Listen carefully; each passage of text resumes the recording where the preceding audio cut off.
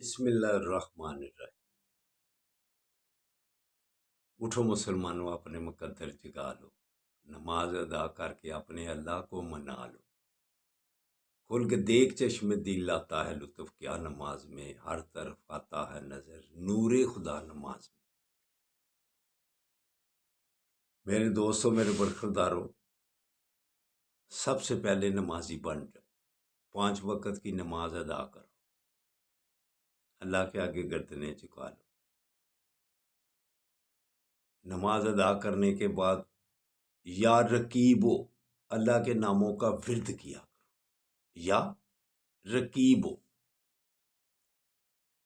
پھر سارا دن چین اور سکون سے گزرے گا اللہ کی مہر پر، اگر آپ 5 وقت کی تکبیر اولیٰ کے ساتھ نماز ادا کرتے جائیں۔ جو بھی آپ کاروبار کرتے ہیں، جس بات میں بھی آپ مصروف ہیں، اللہ اکبر کی جب آواز آئے تو سب کام چھوڑ دو، اللہ کے آگے جھک جاؤ۔ تو پھر آقا صلی اللہ علیہ وسلم کی ساری دوسری باتوں پر، نماز سب سے پہلے، پھر اس کے بعد ساری دوسری باتوں پر انسانیت کی ہمدردی، دوسرے کے ساتھ، مسلمانوں کے ساتھ کیسا رویہ ہے، دوسرے مذاہب کے لوگوں کے ساتھ کیسا رویہ ہے، آقا صلی اللہ علیہ وسلم نے ہمیں یہی تعلیم دی ہے۔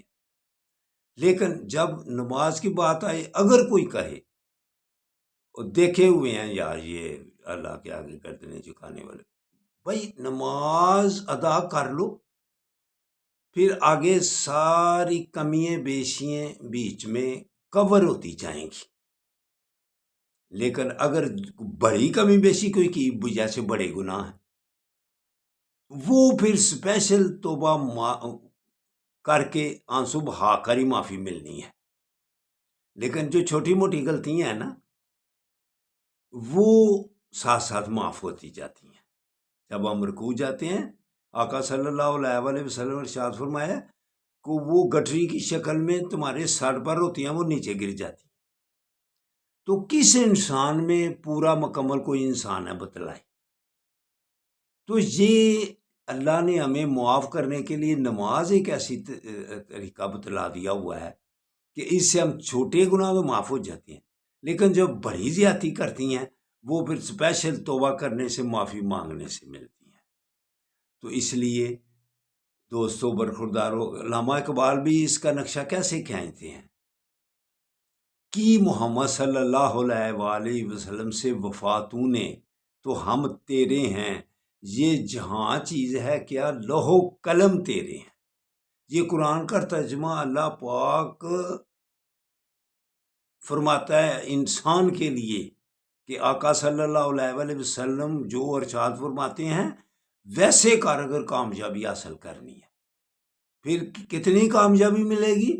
ان انسانوں میں، اللہ کے نیک بندوں میں، جو وہ ذہن میں خیال کرتے تھے، اللہ ان کی پوری کر دیتا تھا کہ لوح و قلم تیرے ہیں۔ تم آقا صلی اللہ علیہ وسلم سے وفا تو کر کے دیکھ۔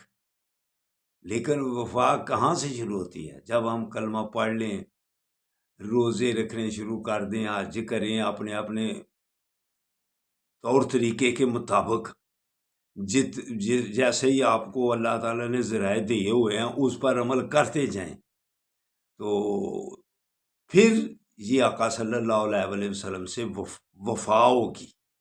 دوسری باتیں پھر آپ سوچنا شروع کر دیں گے کہ میرے آقا صلی اللہ علیہ وسلم کیا ارشاد فرماتے ہیں۔